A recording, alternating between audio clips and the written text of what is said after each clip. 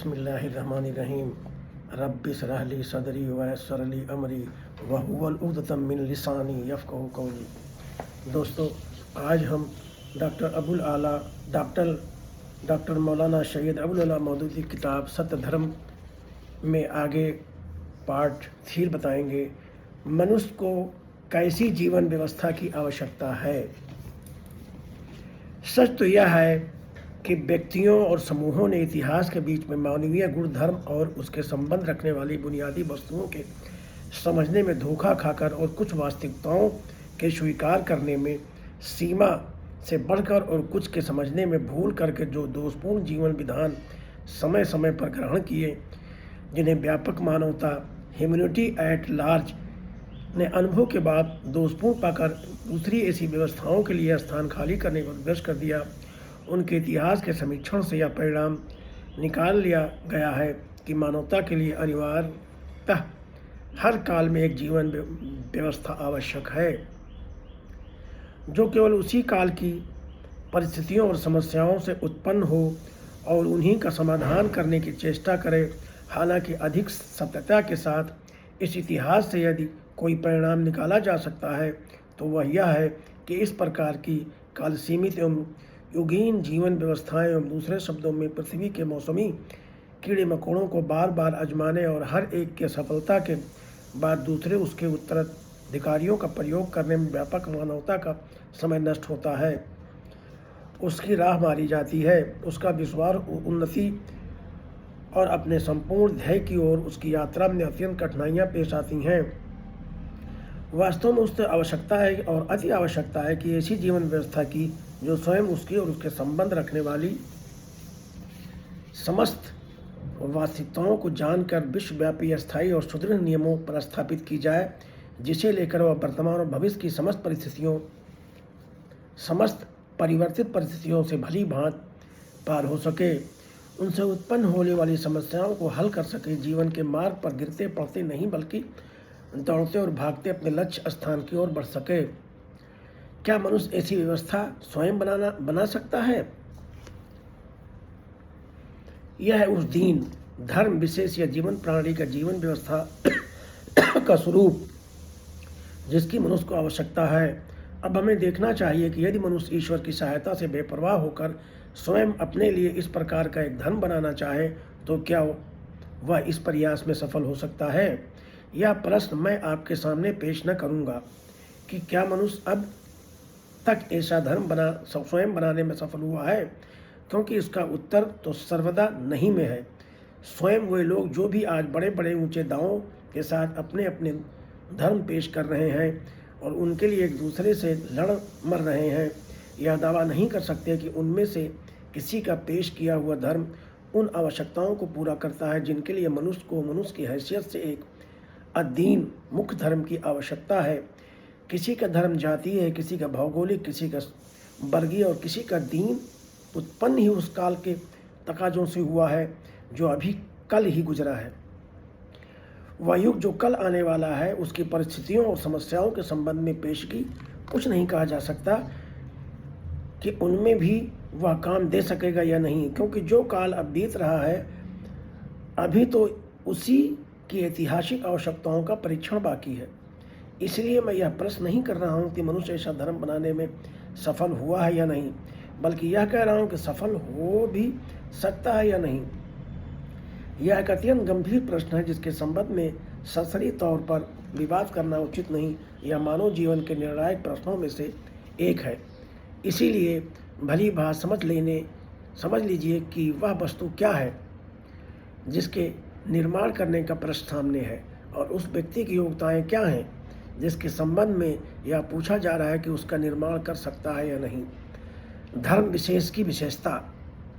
मनुष्य के लिए जिस धर्म विशेष अध्ययन की आवश्यकता मैंने अभी सिद्ध की है, उसका तात्पर्य कोई ऐसा विस्तृत विज्ञान नहीं है जिसमें हर काल और हर प्रकार की परिस्थितियों के लिए समझ छोटे बड़े भाग तक निश्चित एवं संपादित हो और उसकी उपस्थिति में मनुष्य का काम केवल उसके अनुसार कार्य करना हो, बल्कि वास्तव में उसका अभिप्राय ऐसे व्यापक सिद्धांतों से है जो सृष्टि के आदि से अंत तक समस्त परिस्थितियों में मनुष्य का पथ प्रदर्शन कर सके उसकी विचार दृष्टिकोण अत्यंत तथा प्रयास और आगे बढ़ने के लिए ठीक दिशा निश्चित कर सकें और उसके अशुद्ध प्रयोगों में समय, परिश्रम और शक्ति नष्ट करने से बच सकें। इस उद्देश्य के लिए मनुष्य की सबसे प्रथम आवश्यकता यह है कि उसे इस बात का ज्ञान, अनुमान और अटल नहीं बल्कि ज्ञान हो कि उसकी और सृष्टि की यथार्थता क्या है और सृष्टि में उसकी स्थिति क्या है। फिर उसे इस बात के समझ बैठने की नहीं बल्कि जानने की आवश्यकता है क्या जीवन बस यही सांसारिक जीवन है या संपूर्ण जीवन का एक आरंभिक भाग है। क्या यात्रा बस जन्म से लेकर मृत्यु तक के बीच की है या पूरी यात्रा में से केवल एक क्रम है। फिर उसके लिए अनिवार्य है कि वह एक ऐसी जीवन ध्येय उसके लिए निश्चित हो जो वास्तविकता की दृष्टि से न केवल इच्छा के आधार पर वास्तविकता मानव जीवन का ध्येय हो, जिसके लिए वास्तव में मनुष्य पैदा किया गया हो और जिसके साथ हर व्यक्तियों का हर समूह और पूर्ण रूप से समस्त समानता के ध्येय समस्त कालों में बिना किसी संघर्ष और टकराव के एक रूप हो सके। फिर उसको नैतिकता के से दृढ़ और सर्वव्यापी सिद्धांतों की आवश्यकता है जो उसकी प्रकृति की समस्त विशेषताओं के साथ एक रूपता भी रखते हों और समस्त संभव परिस्थितियों और सैद्धांतिक और व्यवहारिक रूप से ठीक उतर सकते हों ताकि वह उन सिद्धांतों के आधार पर अपने चरित्र का निर्माण कर सके। इन्हीं के पथ प्रदर्शन में जीवन यात्रा की हर मंजिल और उसकी हर परिस्थिति और में मौजूदा पर समस्याओं का समाधान कर सके और इस खतरे न बढ़े कि परिवर्तनशील परिस्थितियों और समस्याओं के साथ साथ नैतिकता के सिद्धांत बनाता और बदलता चला जाए। अर्थात दूसरे शब्दों में एक सिद्धांत रहित निरा अवसरवादी कैरेक्टरलेस्ट अपॉर्चुनिस्ट बनकर रह जाए। फिर उसकी संस्कृति के ऐसे विस्तृत और पूर्ण सिद्धांतों की आवश्यकता है जो मानव समाज की वास्तविकता और ध्येय और उसकी प्रकृत मांगों को समझ कर बनाए जाए, जिनमें न्यूनतम अधिकता और असमता न हो, जिनमें सभी मनुष्यों के सामूहिक लाभ की दृष्टि रखी गई हो और जिसका अनुसरण करके हर काल में मानव जीवन के हर पहलू के निर्माण, रचना, उन्नति का प्रयत्न किया जा सके। फिर उसे व्यक्तिगत चरित्र, सामाजिक नीति और व्यक्तिगत और सामाजिक प्रयत्न और कर्म को ठीक यात्रा दिशा का यात्री और पथ प्रतिष्ठा से सुरक्षित रखने के लिए ऐसी संपूर्ण सीमाओं की आवश्यकता है जो जीवन के राजमार्ग पर पदचिन्ह का काम कर दे और हर मोड़, हर चौराहे और हर अंश का पूर्ण स्थान पर उसे सचेत कर दे कि तेरा रास्ता उधर नहीं बल्कि इधर है। फिर उसको कुछ ऐसे संकोच रहित सक्रिय व्यवहारिक नियमों की आवश्यकता है जो अपने तथ्य की दृष्टि से अस्थायी और संपूर्ण मानव जाति के लिए अनुसरणीय हो और मानव जीवन को उस वास्तविकता, उद्देश्य, उस जीवन परिणाम, उस जीवन ध्येय, उन नैतिक और सांस्कृतिक सिद्धांतों और उन कार्य सीमाओं से सदैव संबंधित रखे जिनका निश्चय उस अध्ययन में किया गया हो। यह है वह वस्तु जिसकी रचना का प्रश्न सामने है। अब विचार कीजिए, क्या मनुष्य ऐसे साधन रखता है जिनसे वह स्वयं अपने लिए एक ऐसा अध्ययन निर्माण कर सके? मानवीय साधन की समीक्षा। मनुष्य के पास अपना दीन, धर्म या जीवन प्रणाली प्राप्त करने के साधन 4 से अधिक नहीं है। पहला साधन इच्छा है, दूसरा साधन बुद्धि है, तीसरा साधन निरीक्षण अनुभव है, चौथा साधन पिछले अनुभवों का ऐतिहासिक रिकॉर्ड है।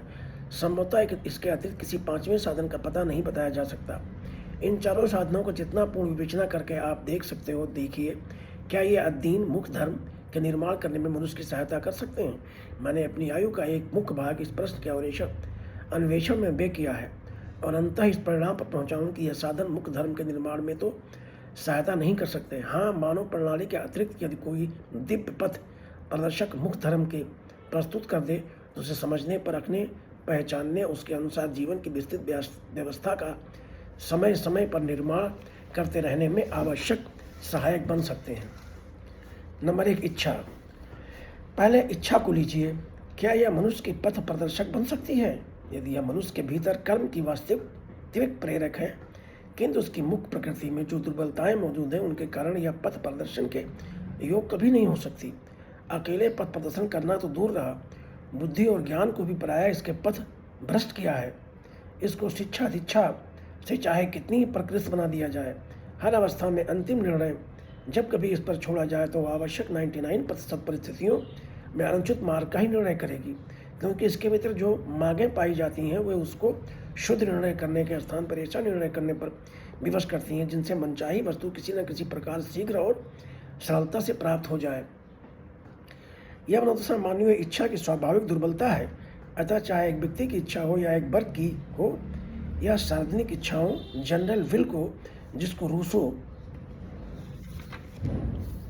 ने चर्चा किया है, सारांश या किसी प्रकार की मानव इच्छा में भी प्रकृति रूप से यह योग्यता नहीं है कि वह एक मुक्त धर्म के निर्माण करने में सहायक बन सके, बल्कि जहाँ तक मुख्य समस्याओं धारणा मानव जीवन की वास्तविकता, उसके परिणाम, उसके उद्देश्य का संबंध है, उनको हल करने में तो यह किसी प्रकार सहायक बन ही नहीं सकती। नंबर 2, बुद्धि। फिर बुद्धि को लीजिए, उसकी समस्त उत्तम योग्यताएं सिद्ध मानव जीवन में उसकी प्रधानता भी अकाट्य और यह भी स्वीकार कि मनुष्य के भीतर यह बहुत बड़ी पथ प्रदर्शक शक्ति है। लेकिन इस प्रश्न को जाने दीजिए कि मनुष्य के लिए मुख्य धर्म जिसकी बुद्धि निर्माण करेगी, आपकी, हमारी, समस्त मानव की या किसी विशिष्ट गिरोह के लोगों की या किसी पिछले युग के वालों की या आगे आने वालों की, प्रश्न केवल यह है कि मानव बुद्धि की सीमाओं का विवेचन करने के बाद क्या आप कह सकते हैं कि मुख्य धर्म के निर्माण करने में उस पर भरोसा किया जा सकता है? उसके सारे फैसले अवलंबित हैं उस सामग्री पर जो इंद्रियां उसको संग्रह करके दें। वह अशुद्ध सामग्री एकत्रित करके देगी तो यह अशुद्ध निर्माण कर देगी, वह अपूर्ण सामग्री एकत्रित करके देगी तो अपूर्ण फैसला करके देगी, और जिन विषयों में वह कोई सामग्री प्रस्तुत न करेगी तो उनके प्रति यदि वह आत्म परिचित है तो केवल फैसला न करेगी, और यदि वह स्वतः आत्मज्ञान भ्रष्ट है तो अंधकार में चौमुखी तीर चलाती रहेगी। और यह सीमिताएं जिस बुद्धि विचारी के साथ लगी हुई है, वह आखिर कैसे इस योग हो सकती है कि समस्त मनुष्यों के लिए धर्म विशेष के निर्माण का कष्ट उसे दिया जाए। धर्म विशेष बनाने का काम जिन महान समस्याओं के समाधान पर आश्रित है, उनमें इंद्रियां शरीर से कोई सामग्री वस्तु प्रस्तुत नहीं कर सकती। फिर क्या उन समस्याओं का निर्माण कल्पनाओं, निरर्थक अनुगयों और कोरी भ्रांतियों से किया जाएगा? धर्म विशेष बनाने के लिए जिन अस्थायी नैतिक मूल्यों का निर्धारण अनिवार्य है, उनके लिए इंद्रियां बहुत ही अपूर्ण सामग्री प्रस्तुत करती हैं। फिर क्या बुद्धि से आशा की जा सकती है कि वह अपूर्ण सामग्री पर शुद्ध और पूर्ण मूल्य निर्धारित करे? इस प्रकार धर्म विशेष के जो दूसरे घटक तत्व मैंने बयान किए हैं, उनमें से किसी एक तत्व के लिए भी इंद्रियों से सर्वदा शुद्ध और पूर्ण सामग्री प्राप्त नहीं हो सकती। इसके आधार पर बुद्धि एक संपूर्ण और व्यापक व्यवस्था बन सके, और इस पर यह भी कि बुद्धि के साथ इच्छा का अंश अस्थायी रूप से सम्मिलित रहता है, जो उसे ठेठ बौद्धिक निर्णय देने से रोकता है और उसकी सत्यवादिता को कुछ न कुछ टेढ़ की ओर आकर्षित करके ही छोड़ता है। अतः यह मान भी लिया जाए कि मानव बुद्धि इंद्रियों की एकत्रित की हुई सामग्री के संपादन और दुर्बलताओं के कारण वह इतना बलबूता नहीं रखती कि वह इतने काम का बोझ उस पर डाल सके जो उसको बोझ डालना उस पर अनिवार्य है, और स्वयं अपने ऊपर। ज्ञान विज्ञान। अब तीसरे स्थान को लीजिए, अर्थात वह ज्ञान जो प्रयोग निरीक्षण से प्राप्त होता है। मैं उस ज्ञान के मूल को स्वीकार करने में किसी विद्यार्थी से पीछे नहीं हूँ, ना ही लेश मात्र उसका अनादर करना पसंद करता हूँ, लेकिन उसकी सीमिताओं की उपेक्षा करके उसे वह विस्तृत स्वरूप देना जो वास्तव में उसे प्राप्त नहीं है, मेरी निकट अज्ञानता है। मानव ज्ञान की यथार्थता पर जिस व्यक्ति की भी दृष्टि होगी, वह इस बात को मानने से इनकार न करेगा कि जहाँ तक महान समस्याओं का संबंध है, उसकी हर तरह की उसकी पहुँच असंभव है, क्योंकि मनुष्य को वह साधन प्राप्त नहीं है जिससे वह उस तक पहुँच सके, न ही वह उसको सीधे सीधे देख सकता है, और न प्रयोग निरीक्षण के अंतर्गत आने वाली वस्तुओं से तर्क प्राप्त करके उसके संबंध में ऐसा मत स्थिर कर सकता है जो ज्ञान का आधार बन सकता हो। अतः धर्म विशेष निर्माण करने के लिए जिन समस्याओं का हल मालूम करना सबसे पहली वांछनीय आवश्यकता है, वह तो ज्ञान ही की पहुंच से बाहर है। अब रहा यह प्रश्न कि नैतिक मूल, संस्कृत नियम और पथभ्रष्टता से बचाने वाली सीमा निर्धारित करने का कार्य क्या ज्ञान के लिए किया जा सकता है तो या नहीं, तो इस विवाद को छेड़ते हुए यह कार्य किसी व्यक्ति या समूह या किसी काल या ज्ञान संपन्न करेगा। हमें यह देखना चाहिए कि ज्ञानात्मक रीति से कार्य संपादित करने के लिए अनिवार्य शर्तें क्या हैं। इसके लिए पहली शर्त यह है कि इन संस्कृत प्रकृति नियमों का ज्ञान प्राप्त हो, जिससे अंततः मनुष्य इस संसार में जी रहा है उसके लिए दूसरी शर्त यह है कि मनुष्य स्वयं के अपने जीवन से जो ज्ञान संबंध रखते हैं वह पूर्ण हो। इसके लिए तीसरी शर्त यह है कि वह इन प्रकार के ज्ञान अर्थात दृष्टि ज्ञान और मानव ज्ञान की जानकारियों एकत्रित हो और कोई पूर्ण बुद्धि उनके शुद्ध रूप से संपादित कर उन्हें शुद्ध तर्क प्राप्त करके मनुष्य के लिए नैतिक मूल सांस्कृतिक नियमों और पथभ्रष्टता से बचाने वाली सीमाओं को निर्धारित करे। ये शर्तें इन समय तक पूरी हुई न आशा की जा सकती है कि 5 वर्ष बाद पूरी हो जाएंगी। संभवतः मानवता की मृत्यु से एक दिन पहले यह पूरी हो जाए कि उस समय उनका लाभ ही क्या होगा। इतिहास। अंत में उस ज्ञान साधन को लीजिए जिसे हम पिछले महान अनुभवों, इतिहास, रिकॉर्ड या मानवता का क्रम पत्र कहते हैं। इसके महत्व और उसके लाभ से मुझे इनकार नहीं, किंतु मैं कहता हूँ कि विचार करेंगे तो आप भी मान लेंगे कि धर्म विशेष निर्माण करने का महान कार्य पूरा करने के लिए यह भी अपूर्ण है। मैं यह प्रश्न नहीं करता कि यह रिकॉर्ड अतीत से वर्तमान के लोगों तक शुद्धता और पूर्णता के साथ पहुँच भी है या नहीं। मैं यह भी नहीं पूछता कि सरकार की सहायता या धर्म विशेष निर्माण के लिए मानवता का प्रतिनिधित्व किस मस्तिष्क को बनाया जाएगा, हीगल के मस्तिष्क को, मार्क्स के मस्तिष्क को, अर्सेन हीगल के मस्तिष्क को या किसी और मस्तिष्क को। मैं केवल यह पूछना चाहता हूँ कि भूत, वर्तमान या भविष्य में किसी तिथि तक का रिकॉर्ड एक धर्म विशेष निर्माण करने के लिए सामग्री प्रस्तुत कर सकेगा। उस तिथि के पश्चात उत्पन्न होने वाले भगवान हैं या भगवान हैं, बाकी बचे उसे पहले गुजर जाने तो उनका बस ईश्वरी रक्षक है। शुक्रिया दोस्तों, अल्हम्दुलिल्लाह। अब आगे हम आपको नाराजपूर्ण परिणाम बताएंगे इसका। शुक्रिया।